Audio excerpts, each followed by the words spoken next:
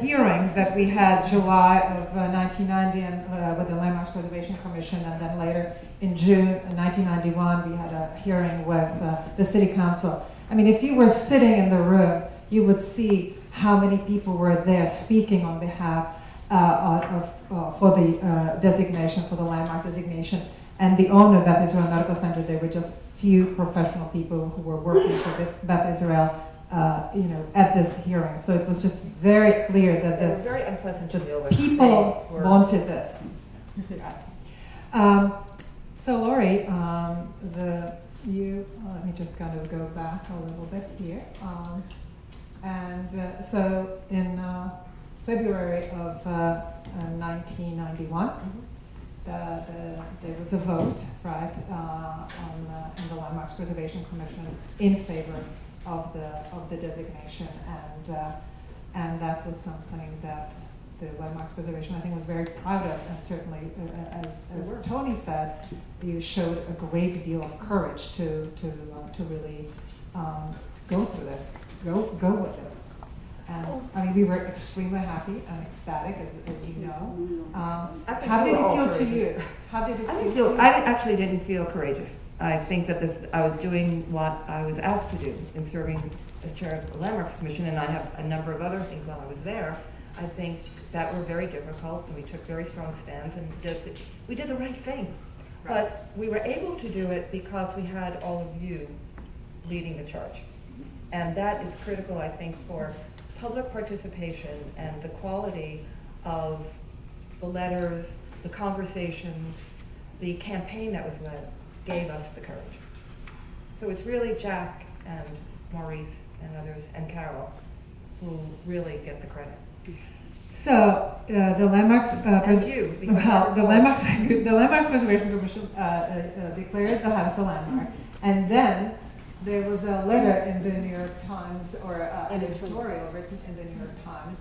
It was a very scathing editorial, which was entitled "Dvořák doesn't live here anymore," and it objected to the Dvořák house being a landmark, and it was sort of described that it was a historical memory bank, stating that many celebrities passed through New York City and that we cannot have city dotted with shrines because a celebrity kind of is passing through here. And it also accused the local community for not in my backyard phenomenon. And then Brendan Gill, who is a famous music critic, wrote a response to this editorial. And he said, what on earth is wrong with having historical memory banks?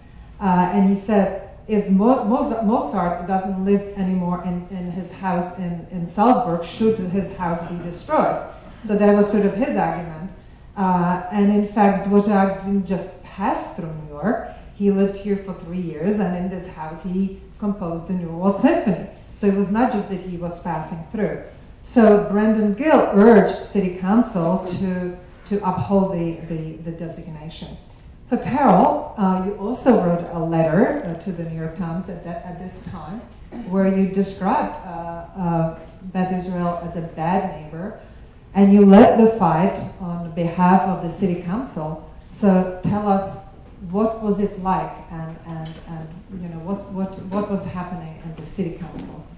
Okay, before I do that, could I digress just a little?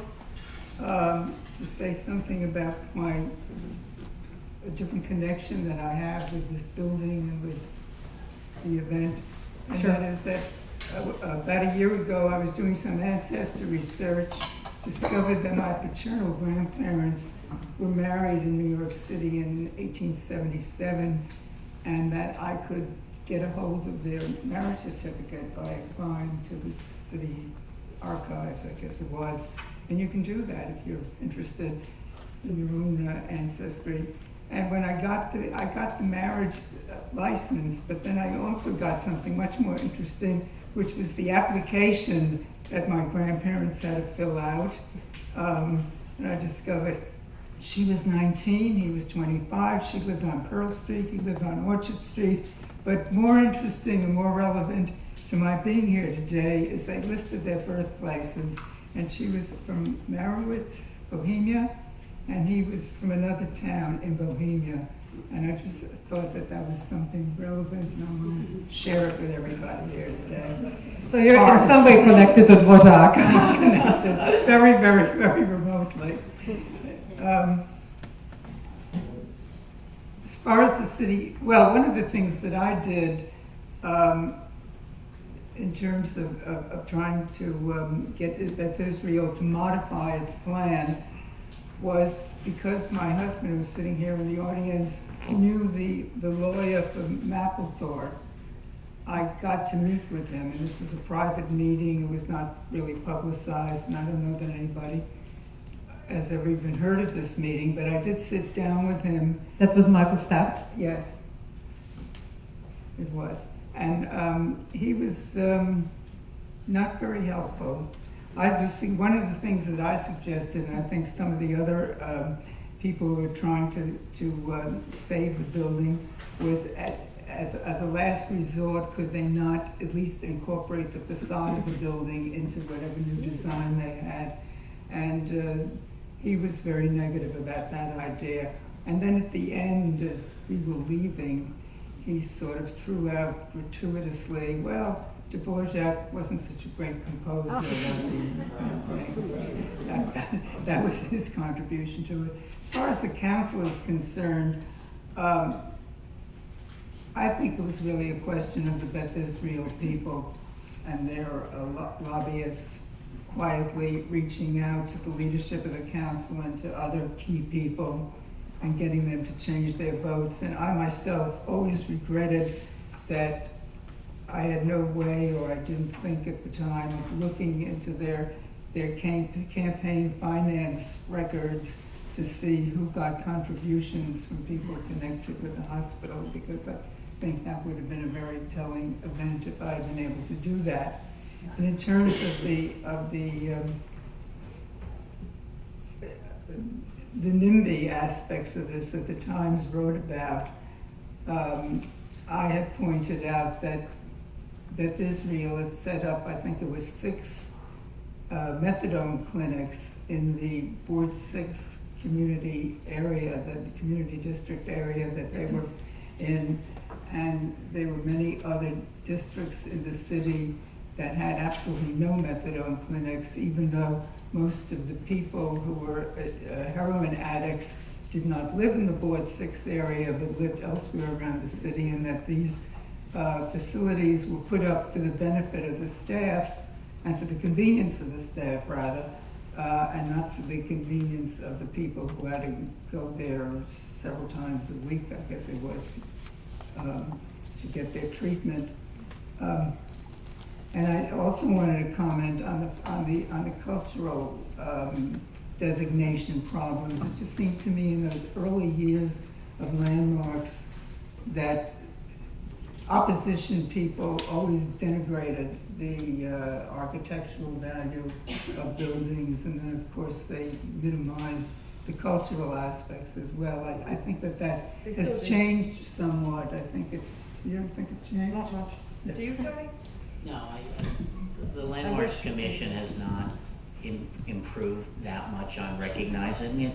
So I don't say that they've improved, but I think that people testifying. oh yeah, I think there's a greater awareness in the preservation community itself. Absolutely. I think it's been shown, that landmarking has improved the real estate values to a degree that a lot of people are seeking the designation now. I'd like to add something to the ignorance of that lawyer, Stapp.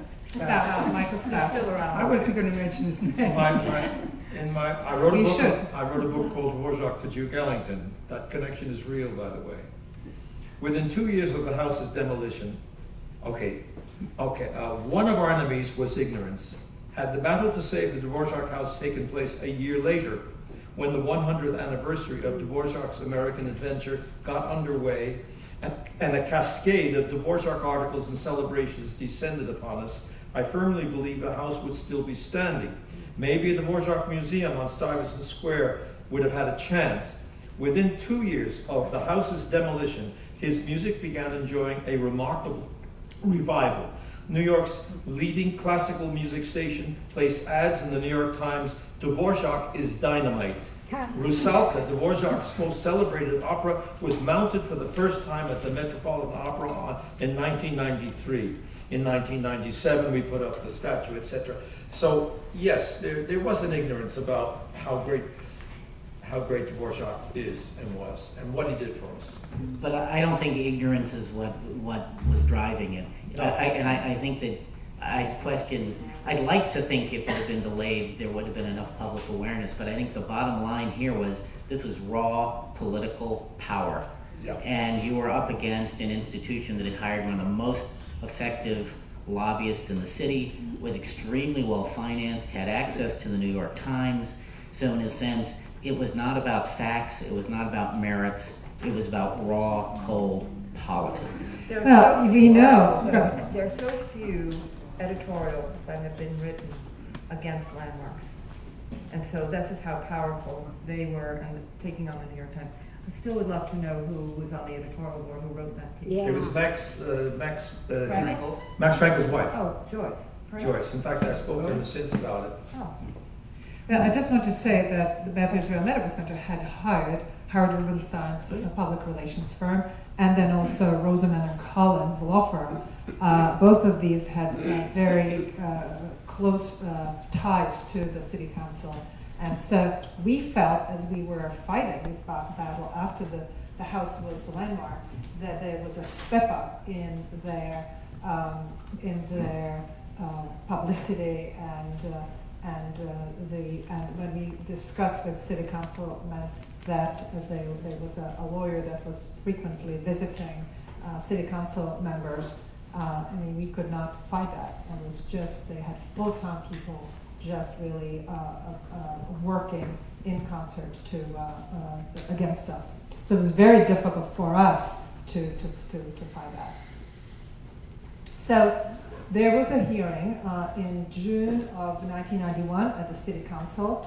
As Maurice mentioned, William Warfield belted out "Going Home." It was most touching moment during the hearing. And then on June 20th, 1991, the City Council voted, and it voted 20-16 against the landmark designation. So this was obviously... Well, I like to say that I think everybody in Manhattan voted for the designation. I believe it was unanimous from the Manhattan council members. But the entire City Yeah. Council, when the vote came to... Yes, usually the policy is to go along with the council member in whose district the building of the designation lies. It didn't happen in this case. Virginia Field was one of the council members from Manhattan who later became borough president. And that actually remains... She was very helpful. That etiquette remains today too. Yes. Really the local council member is usually deferred to for good or evil. But in this case, it would have been for good. So Mayor Dinkins had the power, or the option, shall we say, to overturn the City Council's designation or vote, as you mentioned, Tony, and he chose not to. Do you have, Laurie, Carol, Tony, do you have any sense of why he didn't? well, I would say that, first of all, he was only in office for about 8 years. Right.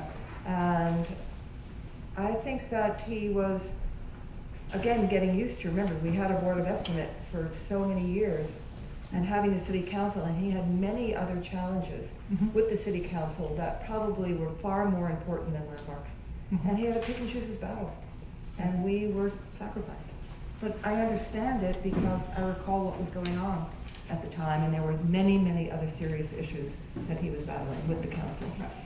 I would add, I think there's no doubt that Dinkins, if he wanted to, could have saved the building and lined up the votes. However, as Laurie points out, it would have been at great political cost for him to do so. And if you look at all the issues he was facing, this one wasn't one he was going to cash in a lot of chips for. Again, for good or bad. When we, if I can just digress, in a way it's comparable, although when the African Burial Ground was founded, there was tremendous, we had no public construction going on at the time. It was the federal government, so it was only going to be advisory if we even decided to designate it. And I was told that, you know, I shouldn't touch it. It can't go forward. This is really impossible. We need this work. And I remember I went to see the mayor by myself and said to him, "You're probably going to fire me, and I'm fine. You can fire me. But I can't be the chairman of the Landmarks Commission unless you demand that I hold a hearing." And I talked to him for a long time, and he said, "All right, you've got 10 minutes, write a release, and we're going to announce it. I'm demanding you hold a hearing." And he said, I said, "Remember, it's only advisory." I said, "But," and I remember saying to him, like Dvořák, the people need to speak. You have to get people the opportunity to do that.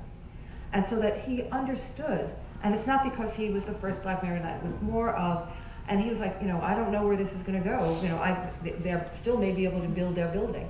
So this was a little further along.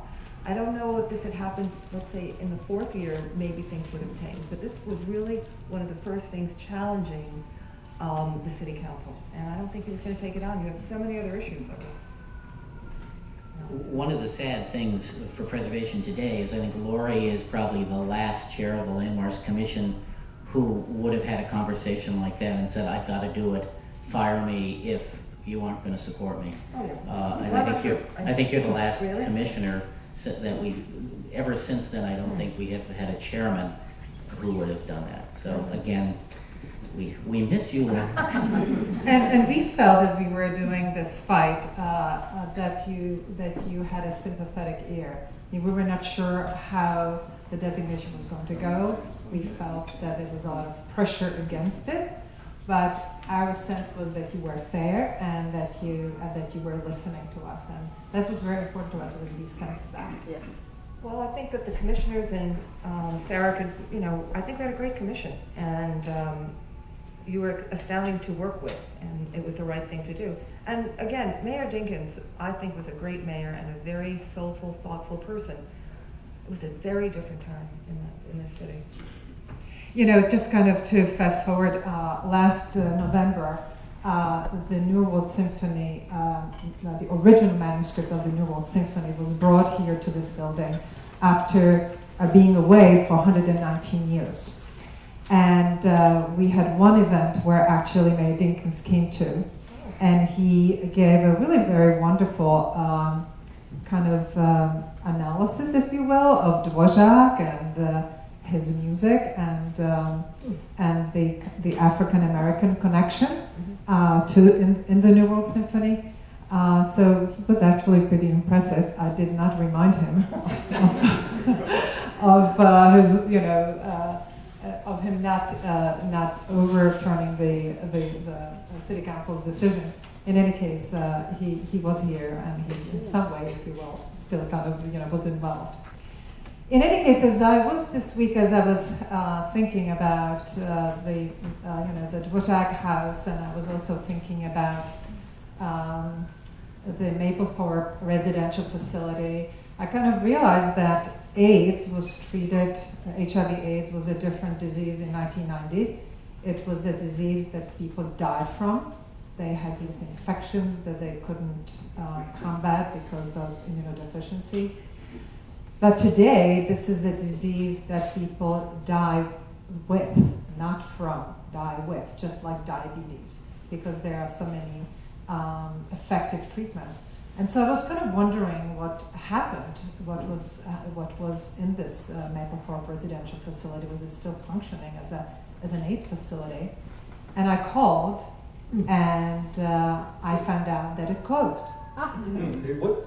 It closed. It closed. It closed. So I called Beth Israel Medical Center, and I spoke to 3 people who confirmed that it was closed. I asked what their plans were for the site, and nobody knew.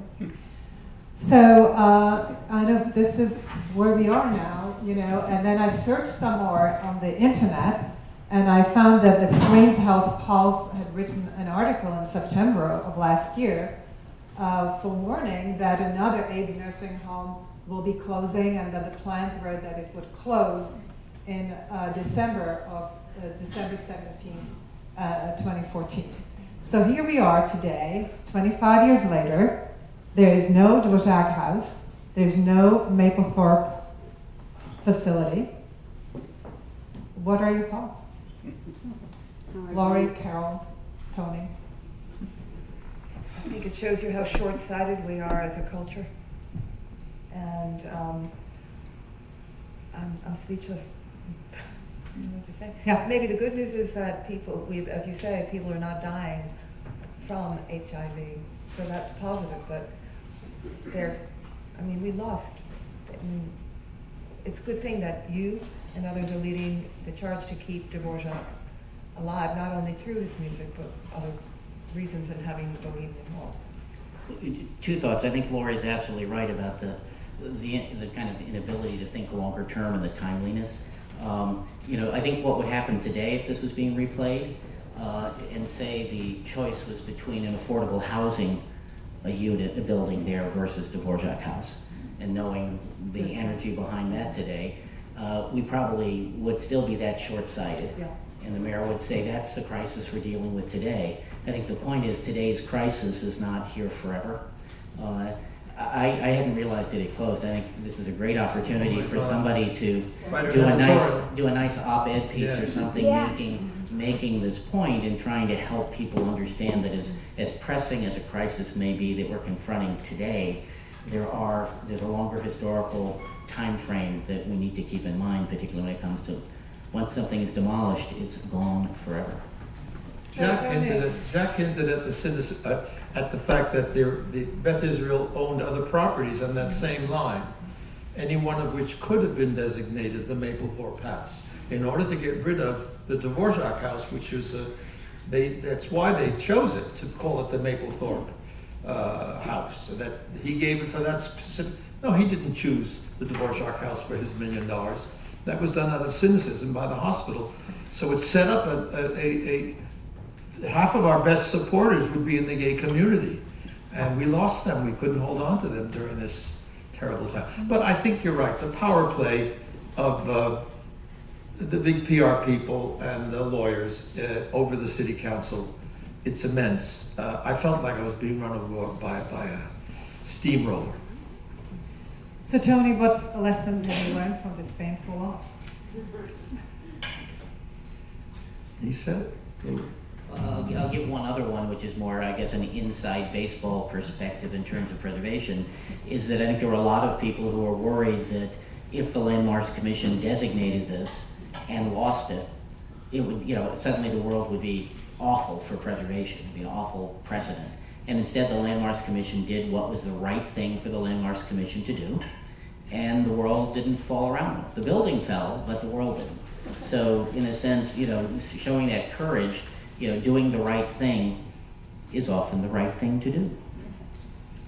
So despite this painful loss of the Dvořák house, DAHA'S desire to honor Antonín Dvořák and his American musical legacy was not shattered. In 2006, we found a new home for Dvořák in this beautifully restored Bohemian National Hall, where we have the Dvořák room. And the person who had much to do with it, with furnishing it, is Majda Kallab Whitaker. So Majda, kind of tell us how you, as well as how DAHA has approached this house to, in a way, replace the Dvořák house. A tall order, needless to say. I need a microphone. Here one. Two. All right, let me take this one. Really, the task was, the challenge was to create a new sense of place, to somehow evoke the feeling of Dvořák's New York without Dvořák's house. We had several things going for us, which, number one, we had the mantelpiece, which Jan Hert Pokorny had salvaged from Dvořák house. And also, due to Jan Pokorny's wisdom, he fought to have a place within the Bohemian National Hall that would be designated Dvořák Room. So those two things were great because this building was built actually in 1896, 1 year after Dvořák left New York, so it's of approximately the same period.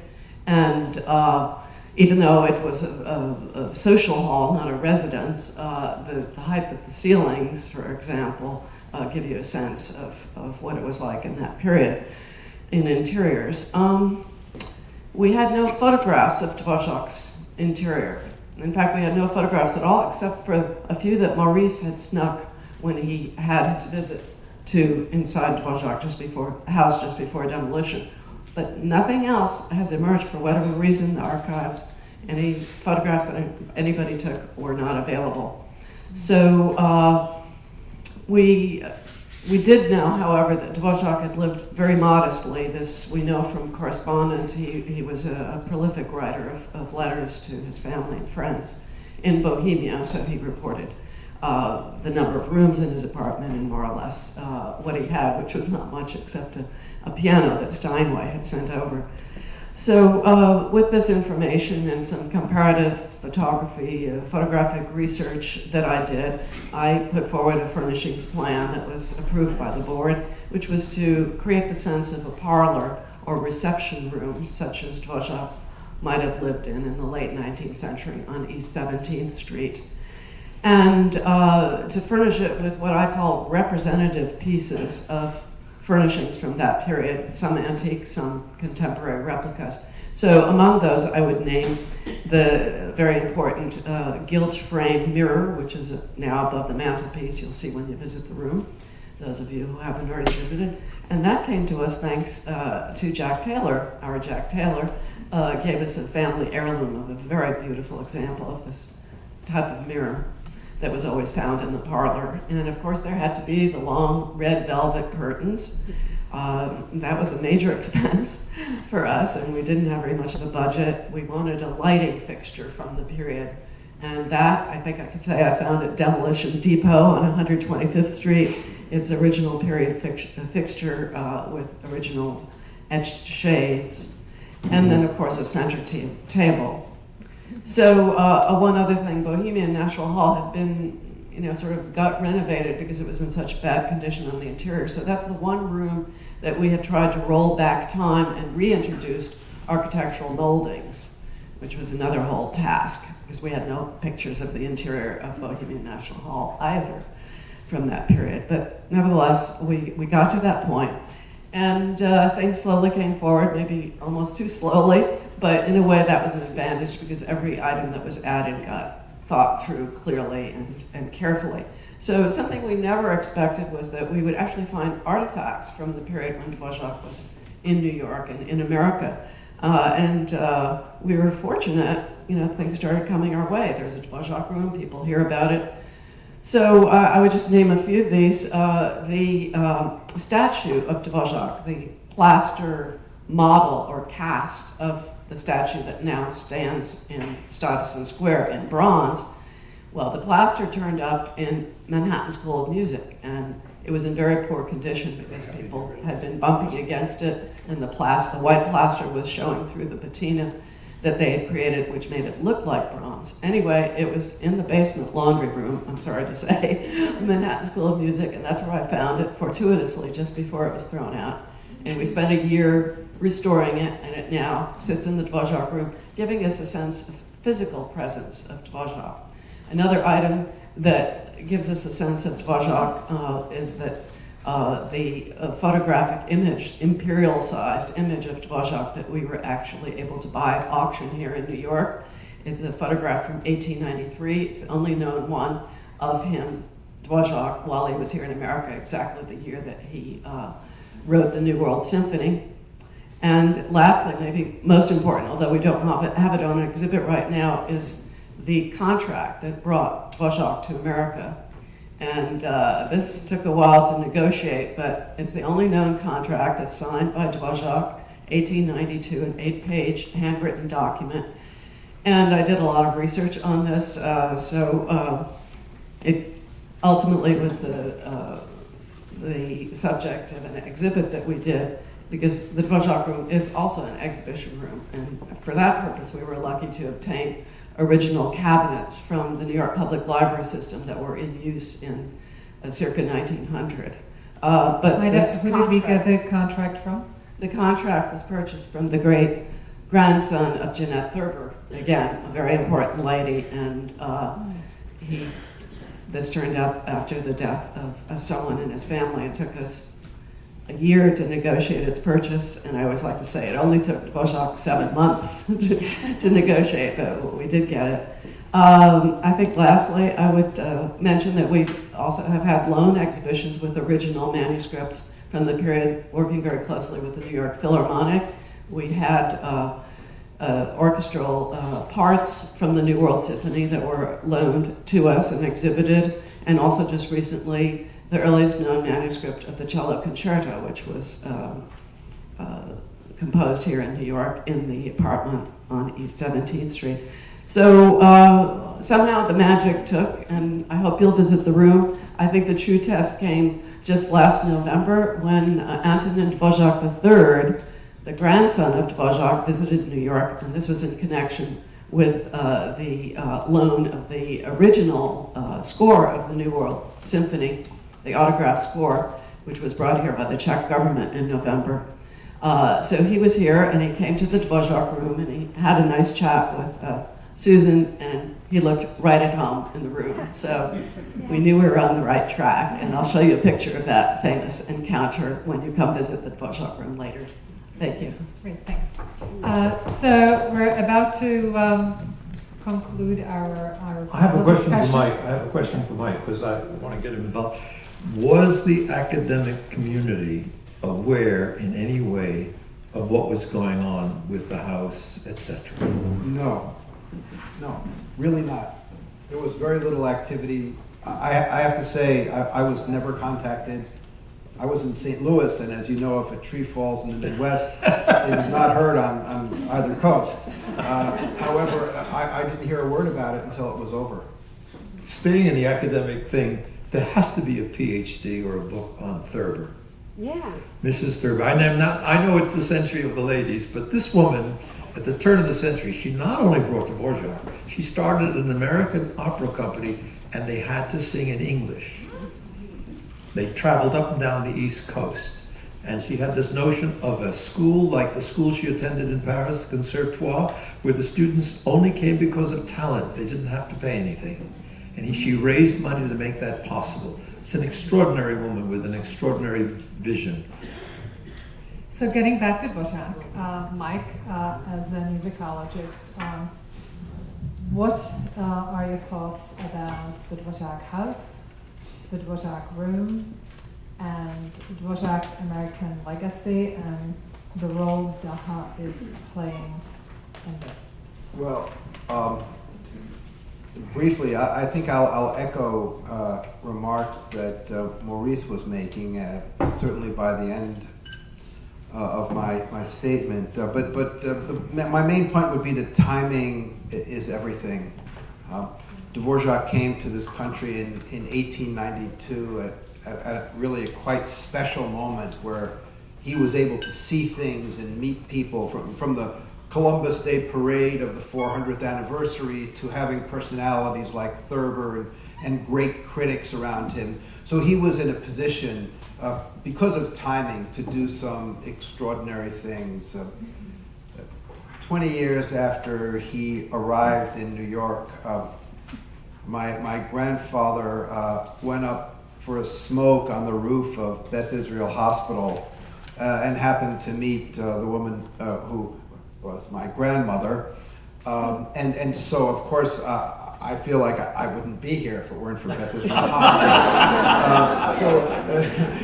One way or the other, you know, I also think They did something right, you know. I thought in 1968 I went up for a layup and smashed my knee. I had to have surgery, and my mother, being a wonderful mother, went off to the Lincoln Center Library and brought me the Dvořák E-flat quintet, the so-called American quintet, and that's the moment I really fell in love not only with Dvořák but his American style, because some of us really do believe there is such a thing. Timing, in 1991, a few years later, there would have been no need for an AIDS hospice. Triple combination therapy was beginning in 94, 95, and a few years later, it might have been quite different. But then timing works in your favor again. when the Czech government acquired this building and DAHA became associated with this building, really wonderful things happened, things that might not have happened if another scenario had played out with the building. And so even though that's an enormous loss, I think we've been able to do some very special things because of this wonderful building, because of the welcoming spirit of the people in this building. We have this room as a recital hall. Upstairs we have one of the fine small concert halls in New York. We have the Dvořák room. This is a vibrant community. There's always 10 things happening in this building. And while sometimes it can be frustrating if you're trying to plan an event, mostly it's invigorating. Susan, Majda, 2 Jacks, Maurice, Jim, Moshe, Laura, my students, Grace, Jack, and Miriam. We've all worked together, I think, to really try to make sure that not only the legacy of Dvořák, but the legacy of the music and the community and the questions surrounding him live. And I'll say one last thing. We are, of course, always delighted to celebrate Dvořák and celebrate the legacy around it. But we're also very interested in investigating it, because we don't want it to be simply something we genuflect towards. We want Dvořák's presence in New York to be a stimulus, but also a goad to keep rethinking how things work and hearing his music in ever new and more exciting contexts. And I think we're all at DAHA pledged to continue to do that, not just for a few more years, like the unfortunate Mapplethorpe endeavor, but really for the next at least half century and beyond. Thank you very much. Jack? I'd just like to make one more comment about Dvořák and his 3 years in America. We forget that he spent one summer in Spillville, Iowa, and where there was and still is a Czech American community. I don't know if I'm the only one in the room who's ever been there. Well, there's a church there whose name I can't remember, but Wenceslaw. Yeah. Wenceslaw Church. right. For all the world, it looks like Bohemia. The whole village does, really. And I recommend it as a vacation goal if you have nothing better to do. One thing that struck me, one of the really beautiful things that I sort of found was as I was writing about Dvořák's American years was reported by his secretary, who said that, everyone talks about Dvořák's homesickness, and it was sort of a code for being depressed. But apparently he said to his secretary, he said, I'm so sorry, I loved Spillville. I was really happy there, and I should have stayed.